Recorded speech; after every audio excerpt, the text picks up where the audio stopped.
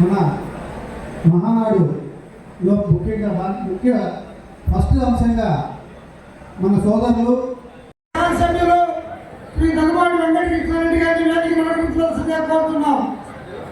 అధ్యక్షులు గుర్తుపట్టి కిషోర్ బాబు గారిని సభాధ్యక్షుడిగా వేదిక మీదకి రావాల్సిందిగా కోరుతున్నాం. కావలి మండల పార్టీ అధ్యక్షులు ఆవు రామకృష్ణ గారు గోగల్ మండల ఏర్పాటు చేసినటువంటి మినీ మహానాడు కావలి నియోజకవర్గ మినీ మహానాడు కార్యక్రమాన్ని ప్రెసిడెంట్ కాగి ప్రసాద్ గారు, పార్లమెంట్ ఎస్సీ రైతు ప్రధాన కార్యదర్శి దల్లంకి శ్రీహరి నాయుడు గారు, రైతు ప్రధాన కార్యదర్శి పార్లమెంటు దల్లంకి శ్రీహరి నాయుడు గారు, జిల్లా పార్టీ ఉపాధ్యక్షులు పట్టగుంట శ్రీహరి నాయుడు, అల్లూరు పట్టణ పార్టీ అధ్యక్షులు రామశెట్టి కృష్ణ చైతన్య గారు, రాష్ట్ర తెలుగుదేశం పార్టీ కార్యదర్శి గొవింద కల్లయ్య గారు, తెలుగుదేశం పార్టీ రాష్ట్ర కార్యదర్శి మంత్రి వెంకటేశ్వర గారు,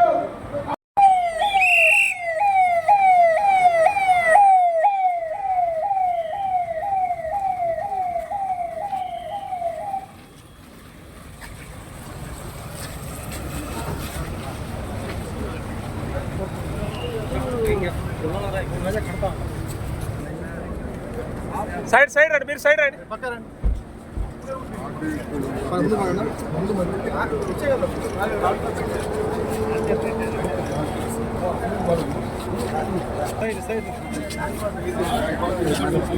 బాయ్ చూడు.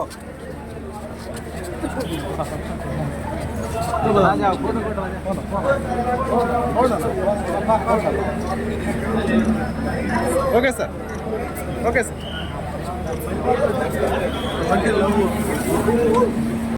తెలియజేసుకుంటూ 42 వసంతాల తెలుగుదేశం పార్టీ రెగ్యులర్ గా ప్రతి 2 సంవత్సరాలకు ఒకసారి మనం మహానాడు కార్యక్రమాన్ని ఏర్పాటు చేసుకోవడం జరుగుతూ ఉంది. ఈ రోజున ఈ మహానాడు కార్యక్రమం మనం ఘనంగా నిర్వహించుకోవడానికి ముందుగా మన తెలుగుదేశం పార్టీ వ్యవస్థాపక అధ్యక్షులు స్వర్గీయ డాక్టర్ నందమూరి తారక రామారావు గారి విగ్రహానికి పూలమాలలు అలంకరించి నివాళులు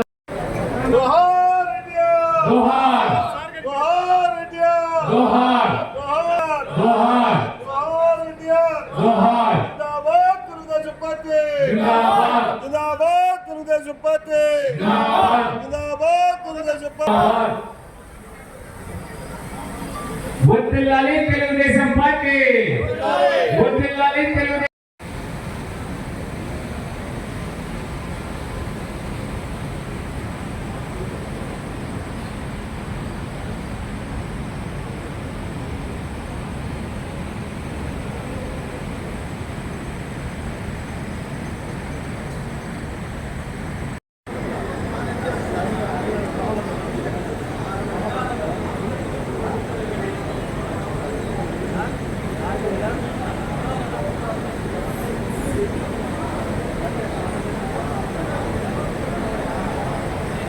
దాదాపు పులిసేనే గారిని వేదిక మీదకి రావాల్సిందిగా కోరుతున్నాం. మల్లికార్జున రెడ్డి గారి వేదిక మీదకి రావాల్సిందిగా కోరుతున్నాం. దాదాపు మండలం గోగూరు యువత ఆదిశేషన్ గారి వేదిక మీదకి రావాల్సిందిగా కోరుతున్నాం. పారెడ్డి శివకుమార్ గారిని పట్టణ దళిత యువత వేదిక మీద రావాల్సిందిగా కోరుతున్నాం. మండల తెలుగు యువత జరిగిన అభివృద్ధి కార్యక్రమాలు, రెండోది భవిష్యత్తులో చేయాల్సినటువంటి కార్యక్రమాలు. వీటితో పాటుగా ముఖ్యమంత్రికి అభినందన. ఎందుకంటే మనకి చాలా ప్రాజెక్టులు ఈరోజు రాష్ట్రంలో ఏ అసెంబ్లీకి రాని విధంగా కావలి నియోజకవర్గానికి చాలా పథకాలు ఇస్తున్నాడు. ఇవి ఓన్లీ కావలే, మిగతా నియోజకవర్గాల్లో లేవు.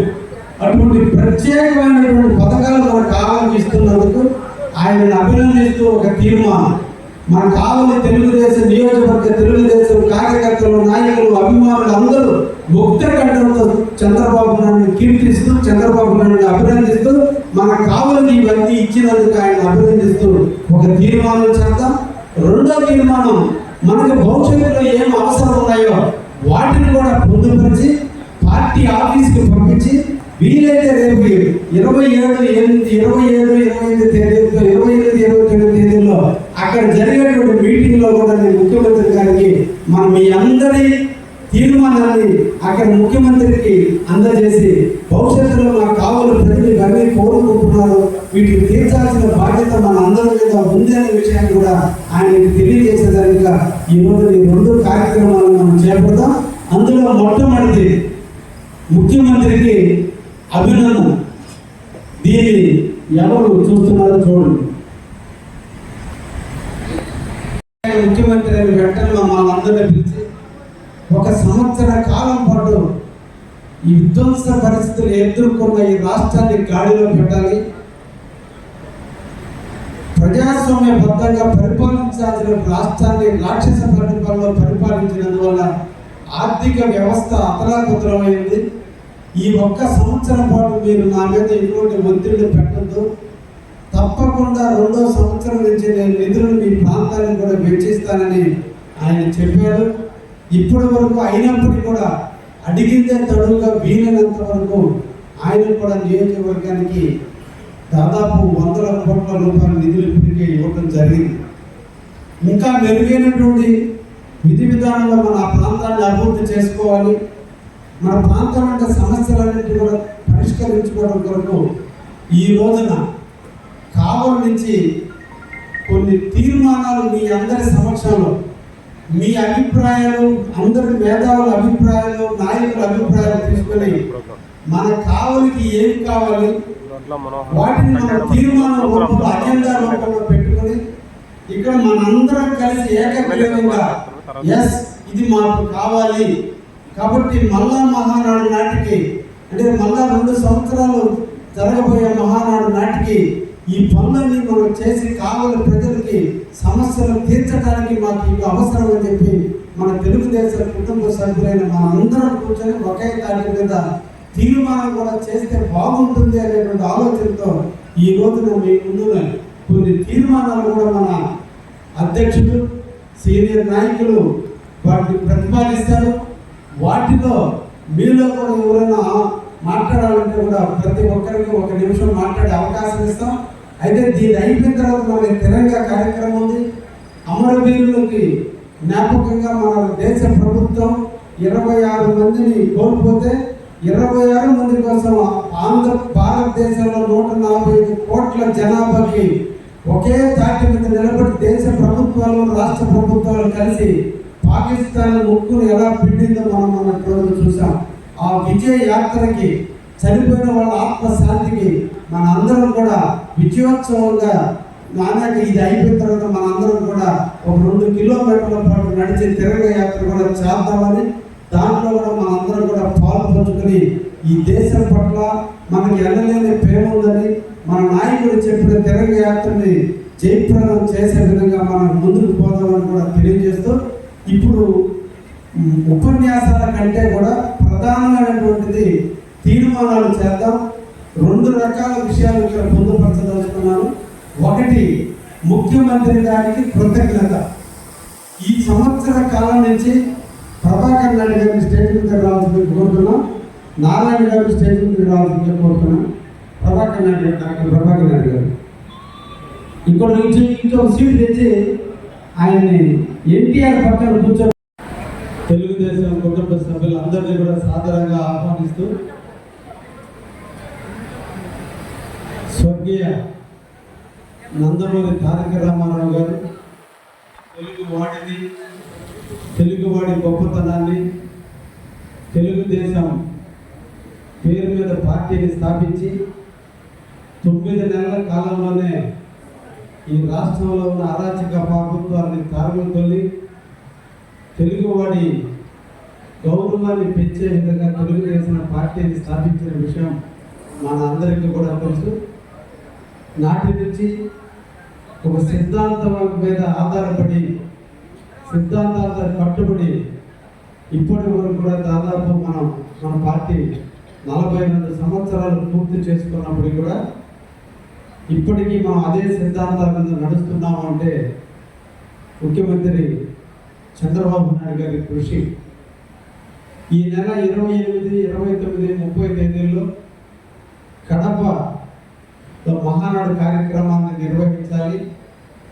ఆ నిర్వహించే ముందుగా నియోజకవర్గం వారీగా మీ ప్రాంత సమస్యలు, మీ నియోజకవర్గంలో అభివృద్ధి కార్యక్రమాలు, భవిష్యత్తులో చేయాల్సినటువంటి పనులు, ప్రజలందరి ఆలోచనలకు అనుగుణంగా కొన్ని తీర్మానాలు చేసి పంపించట్లేని ప్రతి నియోజకవర్గంలో కూడా మినీ మహానాడుని కండక్ట్ చేయండి అని చెప్పి మన ముఖ్యమంత్రి వర్యులు మనకి తెలియజేయటం.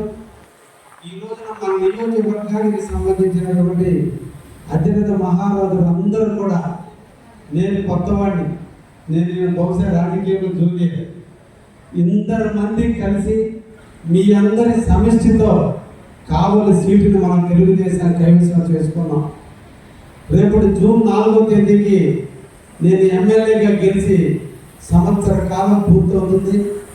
ఈ సంవత్సర కాలంలో చేతైనంత వరకు రాష్ట్ర ఆర్థిక పరిస్థితుల దృష్ట్యా, ఈ ప్రాంత సమస్యల దృష్ట్యా అన్నింటినీ అవగాహన చేసుకొని ప్రతి ఒక్క కార్యకర్తని కలుపుకొని గ్రామ సమస్య మొదలుకొని పట్టణ సమస్య వరకు అన్ని రకాల వ్యక్తిగత సమస్యల నుంచి అభివృద్ధి కార్యక్రమాల వరకు మనం వీలైనంత వరకు కొన్ని కార్యక్రమాలు నిర్వహించుకుంటూ పోతున్నాం. రాబోయే కాలంలో అంటే మనం చేతికి వచ్చే నాటికి రాష్ట్ర ప్రభుత్వం ఒక దుర్భరమైన పరిస్థితిని ఎదుర్కొన్నటువంటి, ఒక దుర్మార్గమైన పరిపాలనలో ఆర్థిక విధ్వంసానికి ఈ రాష్ట్రం కుదేలైంది. ఈ విధ్వంసం నుంచి బయటపడడానికి బహుశా ఎప్పుడో దేవుడు మనం చూసాం, కానీ ఈరోజు కలియుగ దేవుడు మనకి చంద్రబాబు నాయుడు ఈ ఆంధ్ర రాష్ట్రం. నిజంగా నేను కూడా అనుకుంటుంటా వ్యాపారంలో కానీ దేవుడిలో కఠోరంగా కష్టపడతానని, కానీ ఆయన చూసిన తర్వాత 10% కూడా మనం ఆయనలాగా పనిచేయలేం. ఆయన దొరకటం మన అందరి అదృష్టం.